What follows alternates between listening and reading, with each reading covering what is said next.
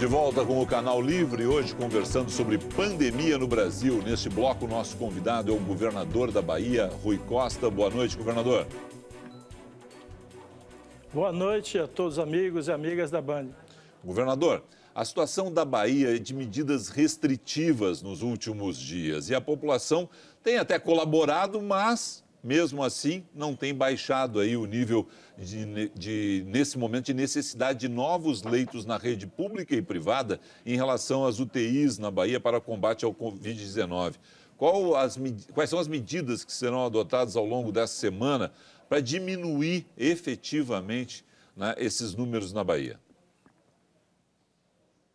Olha, existe sempre um certo delay entre a contaminação e a necessidade de UTI.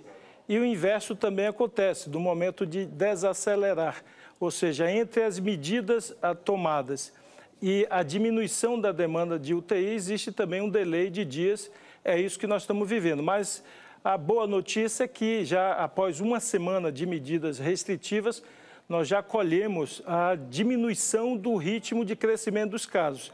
E, objetivamente, há 2 semanas atrás, nós crescemos 10 mil casos em apenas uma semana. Passado esta semana das medidas, o crescimento foi apenas de 1.500 casos, ou seja, reduzimos drasticamente o ritmo de crescimento da doença. Esse é um primeiro passo. O segundo passo é começar a declinar o número de casos ativos e, consequentemente, nós diminuiremos o número de pessoas demandando UTI. A conta mais ou menos padrão desde o início da pandemia é que 5% dos pacientes totais contaminados precisam de leitos de UTI.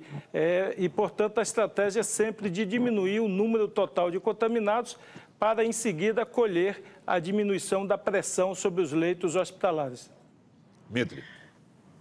Governador, eu li num texto, num despacho da Procuradora-Geral da Justiça, alguns números sobre o caso da Bahia. Me impressionou a relação entre janeiro e fevereiro desse mês. Houve um aumento de 109% nos casos de Covid. Então, ainda, quer dizer, a velocidade do vírus está deixando longe a lentidão da vacinação. E esse talvez seja o grande problema. Mas a minha pergunta é o seguinte: o senhor participa com os outros governadores desse esforço junto ao Ministério da Saúde para ver se consegue algum efeito, alguns resultados. Há uma pressão muito grande sobre o governo pela própria realidade. Os números estão aí e não há discurso que funcione mais do que um número como esse que temos agora. Podemos chegar a 3 mil mortes, segundo a avaliação feita dentro do Ministério da Saúde. Então, a minha pergunta é se a situação que pressiona tanto o Ministério já não está produzindo algum resultado por lá. Eu serei absolutamente óbvio se eu disser que, se houvesse uma coordenação nacional na luta contra a Covid, com entendimento com governadores, entre Brasília e os governos, com os prefeitos juntos, entendimento a respeito da importância do isolamento, tudo isso daria um quadro menos trágico hoje. Mas a minha pergunta é: o senhor vê ainda alguma possibilidade de uma coordenação geral na luta contra o vírus, considerando que o grande argumento a favor disso é a realidade, que está cada vez pior? Olha, eu não enxergo no horizonte essa possibilidade porque isso precisaria de uma coordenação e de uma liderança nacional. E o principal líder nacional, que é o presidente da República, ele sinaliza justamente na contramão disso. Um presidente que sai na rua sem máscara, que distribui noticiário não verdadeiro de que máscara faz mal à saúde, supostamente numa pesquisa feita na Alemanha, ou seja, não há o que acreditar que haverá uma mudança radical de comportamento e ele vai passar a liderar uma coordenação nacional. O Brasil não precisava estar passando por esse momento. Se tivesse, no mês de setembro, eu aceito a proposta da Pfizer, contratado as vacinas. Se em dezembro, janeiro, tivesse contratado a vacina da Sputnik, lá em setembro eram 70 milhões de doses. A Sputnik tinha sinalizado a possibilidade de 50 milhões de doses. E o Brasil, infelizmente, está ficando no final da fila da vacinação por falta de iniciativa, de planejamento. Eu diria uma tese de negar a doença de negar a vacinação e de buscar saídas milagrosas, inicialmente na cloroquina e agora no suposto spray que teria em Israel, que poderia ser a salvação da pátria. Então, infelizmente, nós já temos a vice-liderança no mundo como o segundo pior país do mundo que cuidou da pandemia, e eu me preocupo se nós ainda temos chance de ser o campeão nacional de mortes, ou campeão mundial de mortes, já que os Estados Unidos estão com 500 mil mortes, mas lá a pandemia está controlada, já mais de 50 milhões de americanos foram vacinados, e aqui a gente acelera de forma absurda, eu diria irresponsável e desumana, o número de mortes, infelizmente, no país, e logo, logo estaremos perto de ultrapassar os Estados Unidos. Governador, quem também participa conosco é o jornalista Rodolfo Schneider. Ele tem uma pergunta para o senhor, ele que é o apresentador do Canal Livre, diretor executivo de jornalismo aqui da Band. Rodolfo. Governador, o presidente Jair Bolsonaro recentemente soltou uma lista de recursos repassados aos estados. Os governadores reagiram, assinaram uma carta, enfim, e foi, a partir daquele momento, mais um início de uma crise entre o presidente e governadores. Na sua opinião, primeiro queria ouvi-lo sobre isso, sobre essa discussão dos repasses, o que era de repasse para o seu estado, se era constitucional, se veio repasse a mais, mas também ouvi-lo sobre o que, na opinião do senhor, falta em liderança em comando nacional, o que poderia ser feito pelo Ministério da Saúde, pelo presidente junto com os governadores, para que a gente tivesse uma ação nacional. O que faltou? Houve em algum momento? Não aconteceu? Queria que o senhor pontuasse isso aqui no Canal Livre. Olha, o problema não está na divulgação de dados. Os dados já estão divulgados, estão todos os sites de transparência do governo federal, dos ministérios, dos governos estaduais. Isso está tudo colocado a público, é transparente, sobre os valores repassados. O que não se pode acreditar é que no meio de uma pandemia, a maior crise de saúde de mais de 100 anos, o presidente da República divulgue notícia falsa. Por exemplo, no caso da Bahia, se não fosse trágico, seria cômico. O orçamento total da Bahia, incluindo todos os poderes, executivo, judiciário, legislativo, Ministério Público, somando tudo, no ano não passa de 50 bi. O presidente disse que mandou para a Bahia 67 bi. Então, é inacreditável que um presidente da República se dê a esse tipo de, eu diria, de agressão, de distribuição de mentira, nas suas redes sociais para o país inteiro. O que faltou foi liderança, o que faltou foi sensibilidade com a vida humana, o que faltou foi diálogo com os governadores para coordenar uma ação. Eu vou citar aqui, eu cito sempre esse exemplo. Nos primeiros dias da pandemia, nós montamos no aeroporto de Salvador um grupo de técnicos de saúde para medir a temperatura e fazer o teste para ver se os passageiros que chegavam no aeroporto estavam ou não contaminados. Até porque os outros passageiros que viajaram com essas pessoas têm um direito de saber se viajou alguém com eles contaminado ou não. Pois bem, fizemos isso em 3 dias, identificando as pessoas que estavam contaminadas, comunicando às pessoas que procurassem guardar a quarentena e avisando aos outros passageiros do avião, tinha passageiros do avião contaminados, por favor, faça o teste amanhã, depois de amanhã.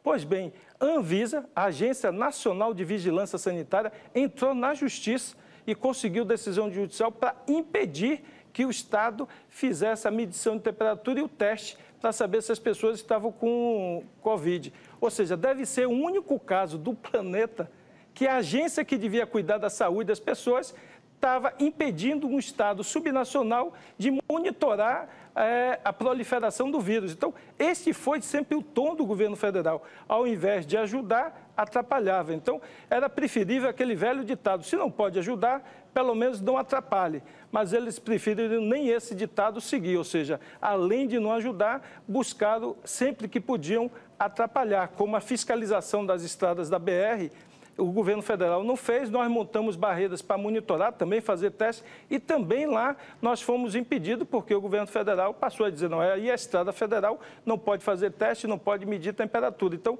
é realmente um caso único no mundo, onde a nação não quis controlar a proliferação do vírus. Governador, da mesma forma que A gente viu o presidente da República se insurgindo contra medidas que a ciência abraça, distanciamento social, uso de máscaras, uso de álcool em gel, medidas de restrição. A gente viu algumas cenas de provocação, principalmente do seu colega de São Paulo, ao presidente da República, espicaçando o presidente e com uma postura muito agressiva, aproveitando todas as entrevistas para atacar o presidente e provocar o presidente da República. Nesse momento de pandemia, em que ficou evidente que a postura do presidente está equivocada, o senhor acha que é uma atitude responsável um governador atacar o presidente em cada coletiva, em cada entrevista, batendo? Isso colabora para um ambiente, para que as pessoas tenham tranquilidade e saibam para onde caminhar? Olha, eu tenho dito que eu acho que a melhor estratégia é não aprofundar a crise com o presidente da República. Por quê? Porque o governo federal hoje não tem conteúdo, não tem propostas. Ele sobrevive de aprofundar a crise. É na crise que ele se fortalece. Porque desde o início, se nós olharmos desde a campanha, o governo se viabilizou distribuindo fake news. E com isso, distribuindo muita mentira, conseguiu convencer parte das pessoas de boa fé, por exemplo, evangélicos, acusando os seus adversários das mais atrocidades possíveis, e ele conseguiu polarizar parte da sociedade. Hoje, ele polariza, radicaliza, para tentar capitalizar, por exemplo, o setor comercial, que não quer lockdown, determinados setores insatisfeitos. Então, acho que o aumento da polarização e da crise só ajuda, na minha opinião, essa estratégia de um governo vazio que não tem proposta para emprego, para renda, para desenvolvimento da nação, não tem proposta para logística, para ciência e tecnologia. Enfim, o Brasil está perdendo o bonde da história por um governo que não tem capacidade de propor alternativas, de gerar emprego e renda. E a melhor solução é trazer o debate, na minha opinião, para o conteúdo do que o Brasil precisa, o conteúdo em programas de educação, programas de tecnologia, programas de logística, de como melhorar a infraestrutura do país, porque aí o governo federal não consegue acompanhar, não consegue propor, ao invés de, na minha opinião, ir para o campo de batalha dele, que é a agressão, a provocação gratuita. Governador, o senhor não acha que agora, nesse ambiente mais pesado, com números mais trágicos, mortes e infecções se multiplicando, estamos vivendo uma crise sanitária absolutamente impensável antes. Com tudo isso, não está começando a ficar claro para a população que quem tem que ganhar essa discussão é a ciência. E a ciência não está avançando, não está havendo já um resultado na população de um modo geral. Eu pergunto pela opinião pública na Bahia e pelo comportamento da população na Bahia. Não está havendo um entendimento de que esses negacionismos, essas tentativas de desqualificar a vacinação e tudo mais, isso está perdendo terreno diante do avanço do vírus. O vírus está atacando de uma maneira brutal, não dá para brincar com esse vírus. A população já não está entendendo isso. Como é que o senhor sente a resposta da população da Bahia às medidas contra o vírus? Confesso, eu não tenho o que reclamar do povo baiano. Nós conseguimos aqui conduzir, e a Bahia, até semana passada, era a segunda menor taxa de mortalidade do Brasil por 100 mil habitantes. Nós conseguimos segurar a proliferação do vírus durante vários meses, na maioria das cidades da Bahia. Só para você ter uma ideia, o vírus só foi alcançar a última cidade da Bahia no mês de outubro. Nós conseguimos ficar mais de 60 dias, quase 90 dias, com metade dos municípios da Bahia sem um caso sequer de vírus. Ou seja, a população colaborou, contribuiu. Eu diria que nessa virada de ano houve, até com o início da vacinação e com, eu diria, um discurso mais forte do governo federal para negar a ciência, associado ao início da vacinação, como se a população dissesse, agora começou a vacinar, eu posso baixar a guarda, posso relaxar. Isso eu acho, combinado com o verão, particularmente no Brasil e no Nordeste. É um momento de muitas viagens, muita confraternização, muitos encontros, de ir para a praia, de ir para o lazer. Então, essa combinação do início da vacinação com esse momento, eu acho que facilitou e as pessoas passaram a achar assim, já a vacina já chegou, eu posso relaxar, e aí o vírus tomou conta e se proliferou, além do que as novas variantes, elas são mais agressivas, o maior contágio e, infelizmente, nós estamos perdendo muita gente mais jovem. Hoje mesmo, infelizmente, tivemos um óbito na cidade de Jequié de uma jovem, uma garota de 24 anos, que veio a óbito do Covid. Então, temos perdido muita gente na faixa de 20, 30 e 40 anos.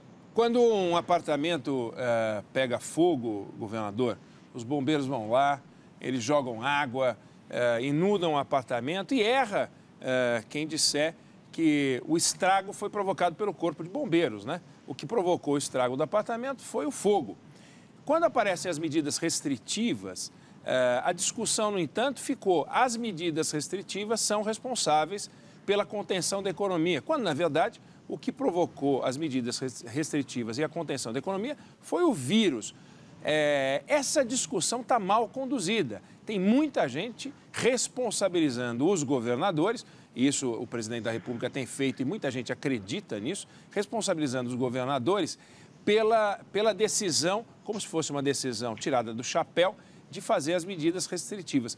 Por que no exterior elas foram tão bem? Portugal, por exemplo, quando abrandou se deu mal, quando apertou se deu bem, os outros países também conseguiram, e aqui a gente não consegue explicar para a sociedade com muita clareza a importância dessas medidas restritivas. Por que tanto receio? Reação dos prefeitos, claro, tem o comércio, claro, as pessoas dependem, tem a vida, economia informal, tem vários desafios, mas a comunicação não está falhando nessa hora de uma crise tão pesada? Olha, talvez a explicação esteja que o Brasil seja o único país do mundo que o governo central trabalha como aliado do vírus. Essa é a grande diferença. Então, o governo central, ao negar a doença, ao negar a solução que o mundo inteiro está implementando, que é o distanciamento, isso facilita a contaminação. Eu cito sempre aqui na Bahia, basta olhar os países asiáticos. Os países asiáticos tomaram medidas duras durante algum tempo e alguns tiveram resultado da economia positivo no ano 2020, sequer tiveram resultado negativo, além do que hoje a economia funciona quase que normalmente nesses países, do ponto de vista da produção, do trabalho. Por quê? Porque eles foram eficientes, num curto período de tempo, fizeram o que devia ter feito e se livraram do vírus o resto do ano, o resto dos meses. Nós não. Infelizmente, é como alguém que está com a infecção. Se o médico manda tomar um antibiótico durante 10 dias, 2 doses no dia, e alguém só toma uma, a infecção não vai embora. Ou toma as 2 doses, ou a infecção não vai embora, e essa infecção vai se alongar no tempo e, eventualmente, levar o cidadão à morte. Ou faz a medida correta, na forma correta, durante um curto período de tempo, ou você paga um preço muito alto e por muito tempo. É o caso do Brasil. Repito, quando alguém for escrever sobre os piores países que trataram a pandemia, o Brasil vai estar lá em primeiríssimo lugar como o país que não soube cuidar da vida e não soube coordenar essas ações de combate ao coronavírus. Governador, eu tenho o Mitre, tenho o Schneider, mas eu tenho uma pergunta muito curta para o senhor. Com esses números de 10 mil para 1.500, né, de uma semana para outra, com as medidas restritivas, o senhor afasta qualquer possibilidade de lockdown na Bahia? Não, eu não afasto a possibilidade. Aliás, nós temos hoje na Bahia 3 regiões com medidas de funcionamento apenas do essencial. A região metropolitana, a região de Guanambi, que é a Serra Geral, e a região do Cisal, que é aquela região de Serrinha. Então, 3 regiões estão com medidas de funcionamento apenas das atividades regionais. Essenciais. O que nós estamos fazendo, como o Estado é muito grande, a Bahia é do tamanho da França, na impossibilidade de adotar medidas para todo o Estado, nós estamos regionalizando até para adotar uma dose mais forte do remédio naquelas regiões onde a doença está se mostrando mais forte e mais resistente. Onde ela está se mostrando mais frágil, a gente faz uma moderação. Temos o toque de recolher, que é muito eficiente, muito eficaz, apresenta resultado concreto, valendo para todo o Estado. Por que é eficiente? Muita gente vai perguntar, mas isso é à noite, governador, depois das 22 depois das 20 até as 5 da manhã, por que é eficiente? Porque evita a contaminação provocada pelas aglomerações associadas ao consumo de bebida alcoólica.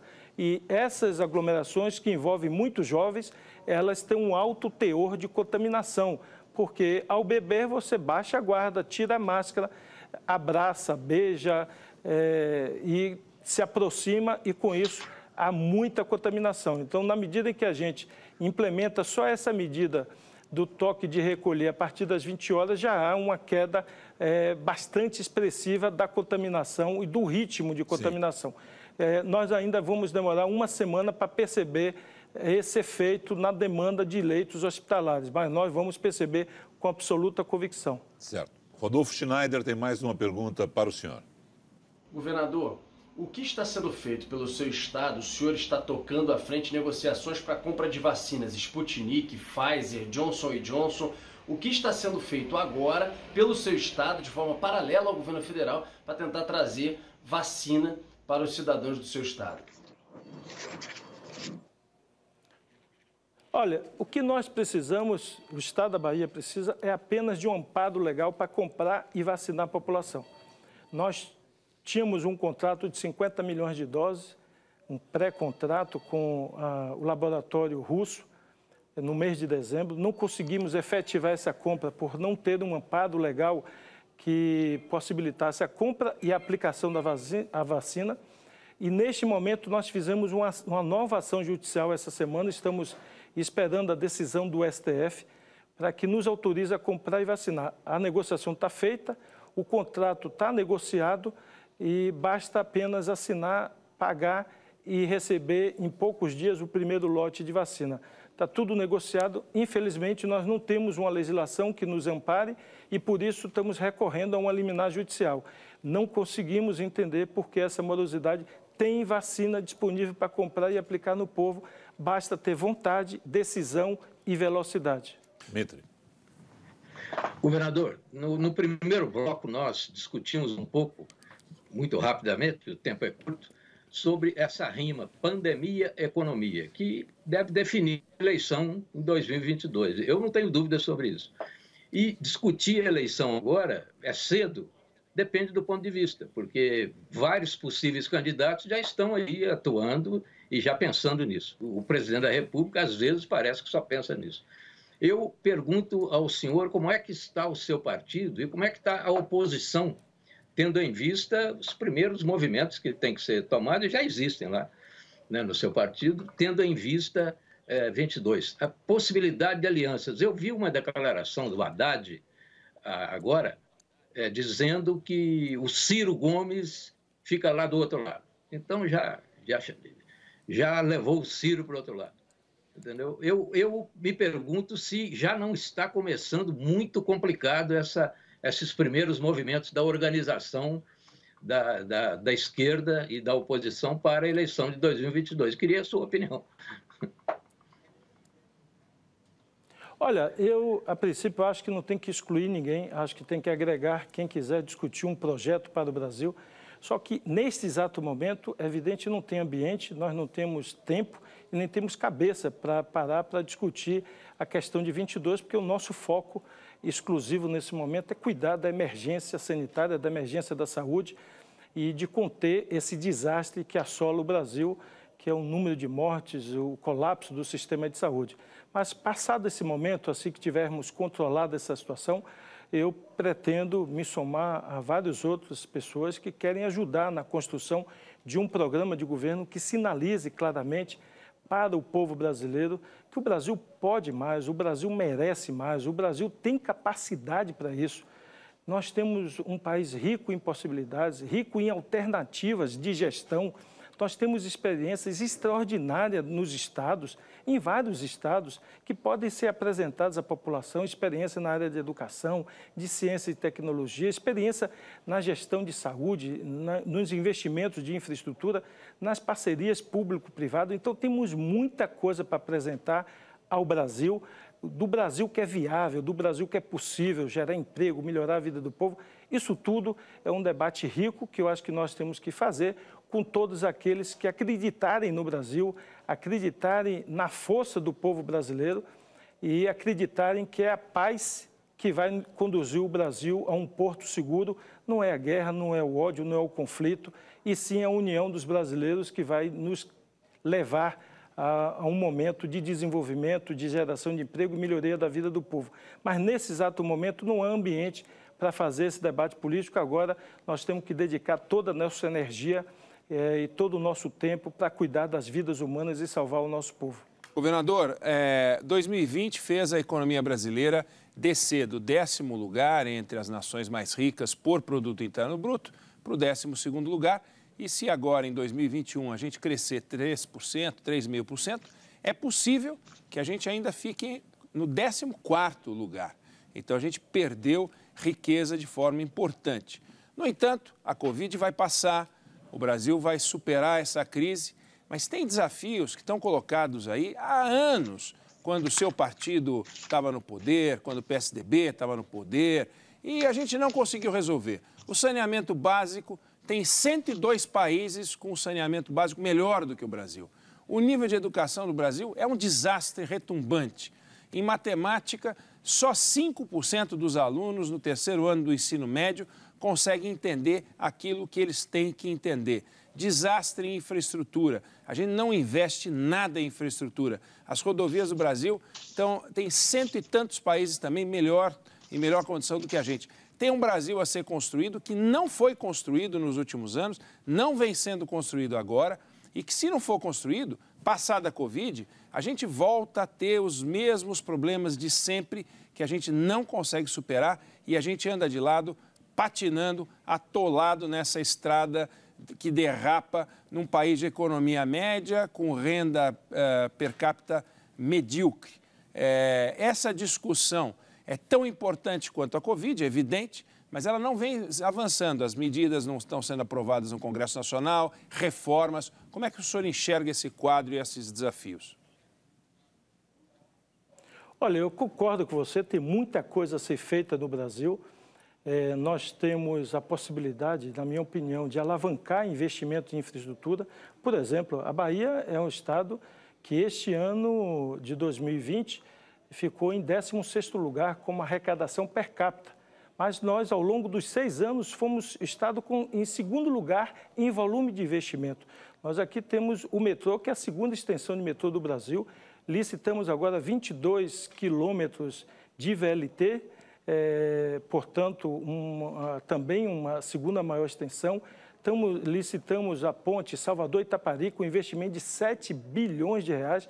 Todas essas obras de infraestrutura, temos estradas e pontes sobre o Rio São Francisco novas, todas construídas no modelo de parceria público-privado. Esse modelo precisa ser levado para o plano nacional. Nós temos hospitais aqui geridos também de forma do público-privado, mas 100% gratuito para a população. Então, eu acho que a base, muitas delas já foi feita. Naquele período de 2003 a 2013, por exemplo, houve um período de grande expansão da base de escolas técnicas no Brasil. A Bahia tinha uma escola técnica, apenas uma, desde que a Bahia existe. Hoje, a Bahia tem 35 institutos federais de educação. A Bahia tinha uma universidade federal, hoje tem 5 universidades federais. Então, muita coisa foi feita nesse período de 2003 a 2013. Agora, de fato, nós precisamos discutir seriamente como fazer o serviço público funcionar melhor no Brasil. Este debate nós precisamos fazer, porque, de fato, às vezes você tem a infraestrutura, tem as condições, mas a forma de gestão do Estado, a forma de prestação de serviço não corresponde à infraestrutura feita. Por isso que alguns modelos têm dado resultado, como, por exemplo, hospitais de PPP aqui, que a aceitação da população beira a taxa de 100%, e é 100% gratuito para a população. Então, acho que novos modelos de gestão, de implementar políticas públicas, precisam ser feitos dentro do plano nacional, e nós temos experiência nos estados para replicar para o plano nacional. A última pergunta é de Fernando Mitre. Governador, se for possível uma resposta rápida, a partir de agora, com que cenário o senhor trabalha na luta contra o vírus, na Bahia e no Brasil? Quais são as medidas que o senhor acha que podem ter um efeito positivo nessa luta de uma vacinação lenta contra um vírus que voa? Olha, a medida número 1 é a vacina. A medida número 2, que eu tenho pedido aos prefeitos e quero aproveitar a audiência da Band para pedir, é que quem está contaminado fique em casa, não pode sair em hipótese nenhuma, porque é a circulação dessas pessoas que espalha o vírus. Então, eu estou pedindo um esforço especial aos prefeitos para monitorar todas as pessoas que estão ativos, com vírus ativo. E terceiro, nós precisamos diminuir esse contato provocado principalmente com atividades que não geram emprego, não geram renda ou geram mais contaminação do que, eventualmente, empregos colaterais que eles geram, que são essas festas, essas baladas, esses paredões feitos, seja em classe média, seja em periferia, que reúnem muitos jovens e que antes a gente usava a tese que eles iam levar a doença para seus pais e seus avós. Hoje, nós estamos perdendo jovens de 25, 24, 30 anos mortos nos hospitais, fruto da Covid. Então, eles estão levando a morte para si mesmo e levando a morte para dentro de casa. Então, essas ações são imediatas para passar essa tempestade que eu acho que vai durar aí o mês de março, o mês de abril. Acredito que em maio, com o avanço da vacinação, nós já vamos ver o descenso forte, principalmente na demanda de leitos hospitalares, porque 77% das pessoas que estão em UTI na Bahia hoje têm mais de 60 anos. Então, na medida que a gente se aproxime da vacinação, da imunização desse público acima de 60, nós vamos esvaziar drasticamente a demanda e a pressão sobre leitos hospitalares. Governador, obrigado ao senhor. O Canal Livre fica por aqui. Agradeço a sua participação. Uma boa noite, uma ótima semana, governador. Muito obrigado. Até a próxima. Agradeço também aos meus colegas jornalistas Fernando Mitre e Eduardo Oineg e ao Rodolfo Schneider, que fez participação especial. Uma boa noite. Até a próxima semana aqui no Canal Livre.